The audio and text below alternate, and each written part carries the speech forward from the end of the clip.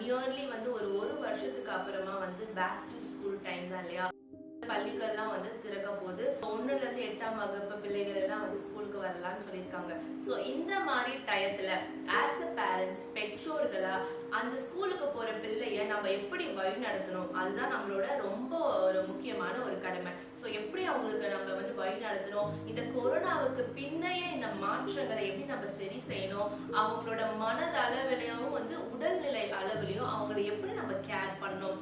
And இதுல என்னோட personal life எக்ஸ்பீரியன்ஸஸும் நான் சொல்லியிருக்கேன். ஸோ வீடியோவை கடைசி வரைக்கும் ஸ்கிப் பண்ணாம பாருங்க. ஃபர்ஸ்ட் பாயிண்ட், இப்போ நிறைய குழந்தைங்களுக்கு வீட்டுல ஜாலியா விளையாடிட்டு இருந்ததுனால அண்ட் தினமும் காலையில லேட்டா எழுந்துக்கிறது, மொபைல் போன்ஸ் யூஸ் பண்றது, இந்த மாதிரி ரொம்ப ஜாலியா ஃப்ரீயா இருந்திருப்பாங்க நிறைய கிட்ஸ்.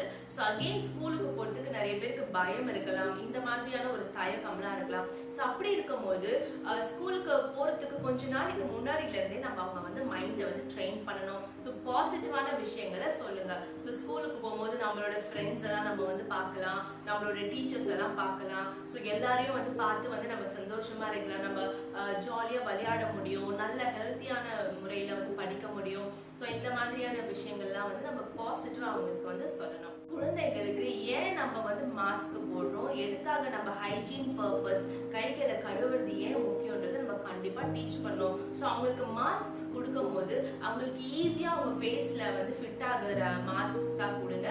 ஸோ கண்டிப்பா ஒரு 5 வயதுக்கு மேல இருக்கவங்க, ஸோ ஃபர்ஸ்ட் ஸ்டாண்டர்ட்ல இருந்து ஓபன் பண்ணுது அப்படின்னா ஃபர்ஸ்ட் ஸ்டாண்டர்ட் கிட்ஸ் எல்லாரும் மாஸ்க் போடலாம். அவங்களுக்கு ஈஸியா கம்ஃபர்டபுளான மாஸ்கா கொடுங்க. ரொம்ப டைட்டாவோ இல்ல ரொம்ப திக்கா இருக்கக்கூடிய துணி மாஸ்க்ஸ்லாம் வந்து கொடுக்க வேணாம்.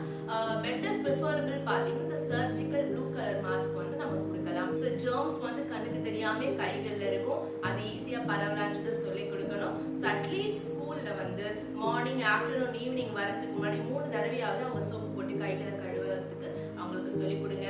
அவங்களுக்கு தும்முலோ இரும்பலோ வருது அப்படின்னா சேஃபஸ்ட் மெத்தட் அவங்களோட எல்போ வச்சு ஸ்னீஸ் பண்றதுக்கு அவங்களுக்கு வந்து டீச் பண்ணுங்க. அண்ட் ஸ்கூல் வந்து ரொம்ப நாளுக்கு அப்புறம் திறந்திருக்கிறதுனால அவங்க ஸ்கூலுக்கு போயிட்டு வீட்டுக்கு வந்த உடனே வந்து படிக்கணும் டியூஷன்ஸ் அப்படின்னு சொல்லிட்டு கொஞ்ச நாட்கள் அவங்கள வந்து ஸ்ட்ரெயின் பண்ணக்கூடாது.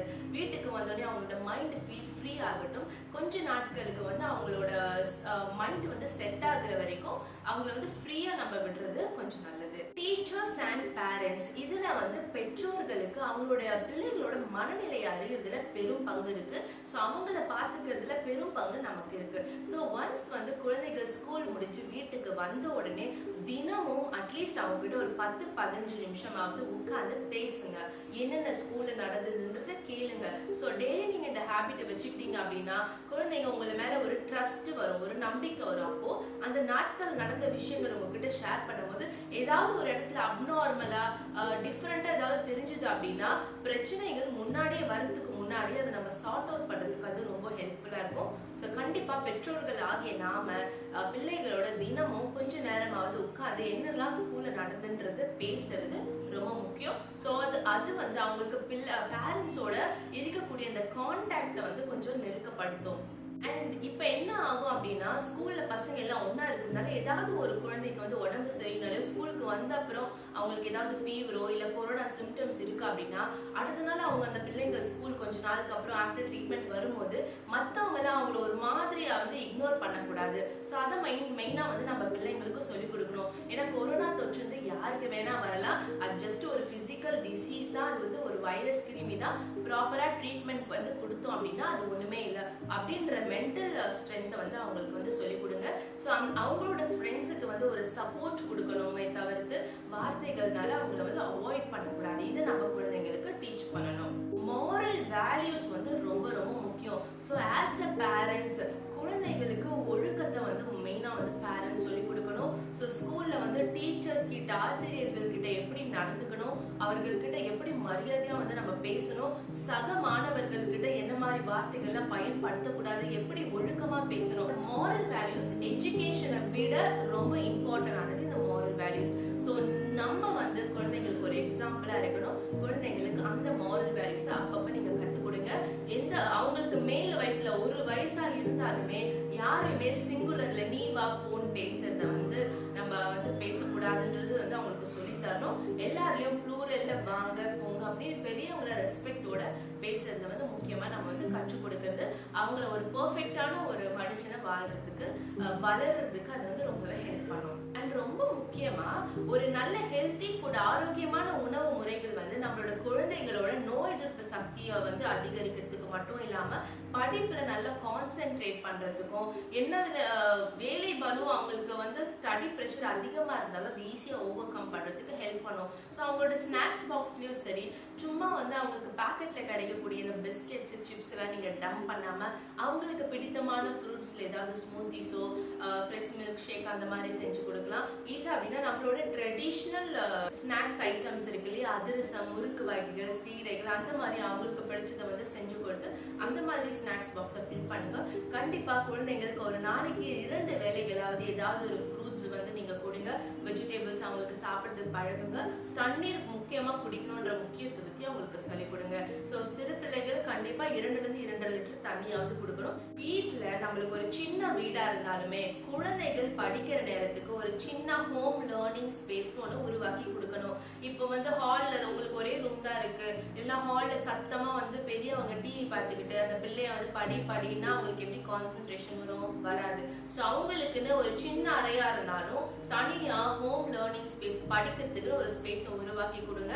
ஸோ அது வந்து அவங்களுக்கு அந்த டிஸ்ட்ராக்ஷன்ஸ் இல்லாம படிக்கிறதுக்கு கண்டிப்பா ஹெல்ப் பண்ணும். அண்ட் கண்டிப்பாவே இப்ப மறுபடியும் ஸ்கூல்ஸ் போறதுனால பசங்களுக்கு ஈஸியா இந்த கோல்டு, காஃப், ஜுரம் வர்றதுக்கான வாய்ப்புகள் அதிகமா இருக்கு. அப்படி வந்துருச்சுன்னா உடனே கொரோனாவா தான் இருக்கும்னு சொல்லிட்டு எந்த பெற்றோர்களும் வந்து பேனிக் ஆக வேண்டாம். அந்த மாதிரி சிம்டம்ஸ் வந்துச்சுன்னா உடனே குழந்தைய வந்து ப்ராப்பரா டாக்டர்கிட்ட கூட்டிட்டு போய் ப்ராப்பரா அட்வைஸ், ட்ரீட்மெண்ட் கொடுங்க. அண்ட் வீட்டில் அவங்களுக்கு ஒரு 2-3 டேஸ் நல்லா ரெஸ்ட் கொடுத்து நீர் ஆகாரங்கள் அவங்களுக்கு குடிக்க கொடுத்து அவங்கள ஜஸ்ட் கம்ஃபர்ட் பண்ணாலே போதும், அவங்க அதுல இருந்து ப்ராப்பரா வெளியே வந்துடுவாங்க. அண்ட் ரொம்ப முக்கியமா வீட்டுல இருக்கும் போதும் சரி, குழந்தைங்க டிவில என்ன பாக்குறாங்கன்றது வந்து பெற்றோருக்கு தெரியணும். அண்ட் மொபைல் போன்ஸ்ல அவங்க என்ன பாக்குறாங்கன்றத வந்து நீங்க வாட்ச் ஓவர் பண்றது ரொம்ப முக்கியம். ஏன்னா என்னதான் குழந்தைங்க நம்ம வந்து நல்லா வளர்த்தாலுமே இந்த மாதிரியான சோசியல் மீடியாஸ்ல வந்து வல்கரான ஆக்டிவிட்டிஸ் வந்து நிறைய இருக்கலாம். ஸோ அதுல இருந்து எப்பவுமே நம்ம குழந்தைங்களை பார்த்து எது சரி, எது பார்க்கணும், எது பார்க்க கூடாதுன்ற அறிவை அவங்களுக்கு ப்ராப்பரா கொடுங்க. அந்த அவங்க என்ன விஷயங்கள் பாக்குறாங்கறத கண்காணிச்சுட்டே இருக்கணும். ஃபார் எக்ஸாம்பிள் நிறைய டிவி கிட்ஸுக்கான ஷோஸுமே பாத்தீங்க அப்படின்னா நிறைய கேலி கிண்டல்கள் செய்யக்கூடியது வந்து நம்ம நிறைய பார்க்கணும். நிறைய பேர் பேர் வச்சு, சொல்மொழி வச்சு நிறைய பேர் கிண்டல் பண்ற மாதிரி கூட நிறைய இருக்குது. அண்ட் எல்லாத்துல ரிவெஞ்சஸ் அப்படி காட்டக்கூடிய நிறைய ஷோஸ் தான் இருக்குது. அந்த மாதிரி அவங்க பார்க்காம ஒரு ஹெல்த்தியான கார்ட்டூன்ஸோ ஹெல்த்தியான ஷோஸோ பார்க்கணும். ஸோ ஃபோன்ல, மொபைல் ஃபோன்ல முக்கியமா அவங்க என்னெல்லாம் பாக்குறாங்கன்றத நம்ம வந்து வாட்ச் ஓவர் பண்ணிக்கிறது ரொம்ப முக்கியம். கடைசி முக்கியமான பாயிண்ட் என்னன்னா, நம்ம குழந்தைங்களை எந்த அளவுக்கு ஆரோக்கியமா வளரணும், பிசிக்கலா ரொம்ப ஸ்ட்ராங் ஆகணும், நல்லா படிக்கணும், பெரிய ஆள் ஆகணும் அப்படின்னு நினைக்கிறோமோ, கண்டிப்பா அவங்களோட மென்டல் பவர், மனநிலையை ரொம்ப தைரியப்படுத்தி ஒரு கரேஜோட வளர்க்கறது ரொம்பவே முக்கியம்.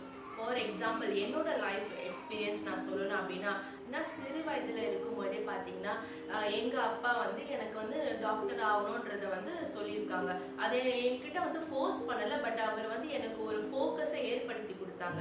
அது வந்து எனக்குள்ள நல்லாவே டெவலப் ஆச்சு. ஸோ சிறு வயதுல இருந்து எனக்கே அந்த ஆசை வந்து பில்டப் ஆச்சு. ஸோ அடுத்து என்ன பண்ணாங்கன்னா, எனக்கு வந்து ஒரு 7-8 வயது இருக்கும் போதே ஸ்கூல் லீவ்லாம் வரும்போது பார்த்தீங்கன்னா எங்க அப்பா வந்து KMCH ஹாஸ்பிட்டல்ல ஸ்டாஃப் இருந்தாங்க.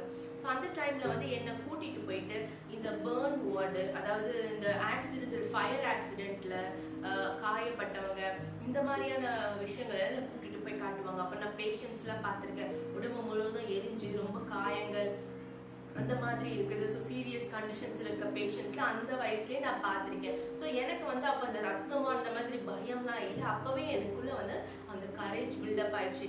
9 வயசா இருக்கும் போதே என்னை வந்து போஸ்ட்மார்ட்டம் பண்றதை காட்டுறதுக்கே கூட்டிட்டு போயிட்டாரு. பட் அங்கே அலப் பண்ணதுனால அதை நான் பார்க்கல, இல்லைன்னா அதுவுமே எனக்கு வந்து காமிச்சிருப்பாங்க. ஸோ இந்த மாதிரி என்னை வந்து ரொம்பவே மென்டல் லெவல்ல வந்து ரொம்ப அதிகமா தைரியம் கொடுத்து என்னை வளர்த்துருந்தாங்க. ஸோ என்னோட பேரண்ட்ஸ்னால இது எனக்கு ஒரு ஈஸியா நல்லா அச்சீவ் பண்றதுக்கு இது வந்து ஹெல்ப்ஃபுல்லா இருந்தது. ஸோ அது போல மென்டல் ஸ்டெபிலிட்டி, மென்டல் ஸ்ட்ரென்த் தான் ரொம்ப முக்கியம். நம்ம பிள்ளைங்களை வந்து தைரியமா வளர்க்கறதுக்கும், ஸ்ட்ரெஸ் ஃபியூச்சர்ல வந்தாலும் அது எப்படி எஃபெக்டிவா மேனேஜ் பண்ணுன்றது ரொம்ப முக்கியம். ஸோ எஜுகேஷனை தாண்டி அவங்க எல்லா இடத்துலையும் ரொம்ப ஃபோர்ஸ் பண்ண வேணாம். ஏன்னா நிறைய பேர் பண்ணுவாங்க, மார்னிங் ஒரு கிளாஸ், ஈவினிங் ஒரு கிளாஸ், அதை முடிச்சுட்டு வந்து ஐநூறு கிளாஸ்.